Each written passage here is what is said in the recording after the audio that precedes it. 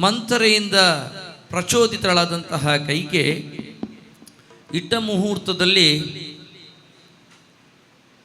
ಭರತನಿಗೆ ಪಟ್ಟಾಗಬೇಕು, ರಾಮ ಕಾಡಿಗೆ ಹೋಗಬೇಕು ಅಂತ ಹೇಳ್ತಾಳೆ. ಈ ಮಾತನ್ನು ಕೇಳಿದ ಕ್ಷಣ ಸಿಡಿಲೆರಗಿದಂತೆ ಬಿದ್ದಂಥ ದಶರಥ ಬಳಿಕ ಕೈಕೆಯಲ್ಲಿ ಮಾತಾಡುವ ಹಾಡನ್ನು ಜನಸಾಲೆ ಭಾಗವತರು ಈ ಸಂದರ್ಭದಲ್ಲಿ ಪ್ರಸ್ತುತಪಡಿಸ್ತಾ ಇದ್ದಾರೆ. ಬಹಳ ಸೊಗಸಾದಂಥ ಪ್ರಸ್ತುತಿ. ಕಂಬು ಕಂಠಿನಿ ಚಾರುಶೀಲೆ, ಏನು ಅಂತ ಮಾತಾಡಿದೆ ನೀನು ಅಂತ ತನ್ನ ಅಂತರಂಗದ ನೋವನ್ನು ಕೈಕೆಯ ಜೊತೆಯಲ್ಲಿ ಹೇಳುವಂತಹ ದಶರಥ, ಯಾಕಿಂತ ಮಾತಾಡಿಬಿಟ್ಟೆ, ನಿನ್ನ ಕುರಳಲ್ಲಿ ಇಂಥ ಮಾತೆ ಅಂತ ರಾಮನನ್ನು ಬಿಡಲಿಕ್ಕೆ ಸಾಧ್ಯ ಇಲ್ಲದಂತಹ ದಶರಥನ ಅಂತರಂಗದ ಭಾವತರಂಗಗಳು ಈ ಸಾಹಿತ್ಯದಲ್ಲಿ ಪ್ರಸ್ತುತಿಯಾಗಿದೆ. ಜನಸಾಲೆ ರಾಘಣ್ಣ ಈ ಹಾಡನ್ನು ಹಾಡಲಿಕ್ಕಿದ್ದಾರೆ. ಕುಶನೆ ಕೇಳಿಂತು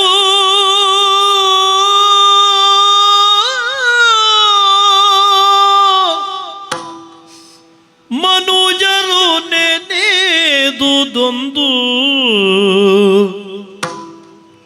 ವಿಧಿವಶದೊಳೊಂದಾಯ್ತು. ಮೀರುವರಾರು ಕಲ್ಪಿತವಾ ವಸುಧೇಶ ಕೊಟ್ಟ ನಂಬುಗೆಗೆ ಮೂರ್ಛಿತನಾಗಿ ಹಮ್ಮೈಸಿ ಬಿದ್ದಿರ್ದನು.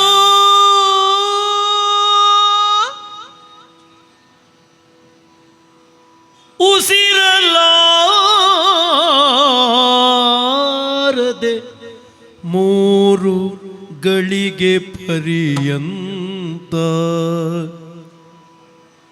ತನ್ನೊಶವಿಲ್ಲದಾಯ್ತು ಸರ್ವೇಂದ್ರಿಯಗಳು ಸಗಿತ. ಬಿಸಜಲೋಚನೆ ಕೈಕೇಯ ನೋಡಿ, ಬಿಸಜಲೋಚನೆ ಕೈಕೇಯ ನೋಡಿ ದೈನ್ಯದಿಯೋ ದಶರಥೇಂದ್ರ ಪೀಳ್ದ. ಕೈಕಾ ಕೈಕಾ ಕೈಕಾ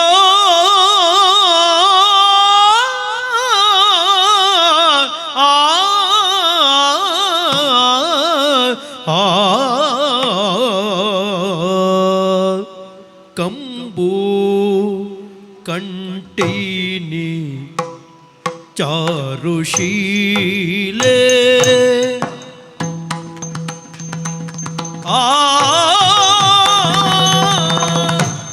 ಕಂಬು ಕಂಠಿನಿ ಚಾರುಶೀಲೆ ಕಮಲಮುಖಿ ಕುಂಭಕುಚೆ ಪುತ್ತಳಿಯ ಬೊಂಬೆ ಪ್ರತಿರಂಬೆ. ಕಂಬು ಕಂಠಿನಿ ಚಾರುಶೀಲೆ ಕಮಲಮುಖಿ ಕುಂಭಕುಚೆ ಪುತ್ತಳಿಯ ಬೊಂಬೆ ಪ್ರತಿರಂಬೆ.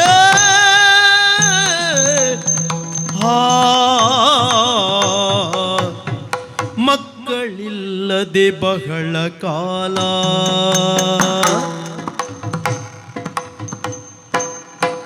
ಮಕ್ಕಳಿಲ್ಲದೆ ಬಹಳ ಕಾಲ ಮಕ್ಕಳಿಲ್ಲದೆ ಬಹಳ ಕಾಲ ನಾನಿರಲು ದುಃಖದೊಳಗಾಗ ಮುನಿಪಾಲ. ನಾನಿರಲು ದುಃಖದೊಳಗಾಗ ಮುನಿಪಾಲ.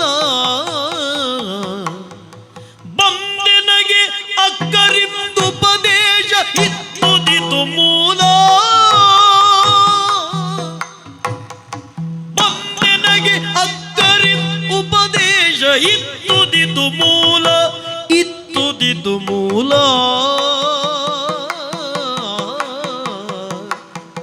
ಕಂಬು ಗಂಟಿನಿ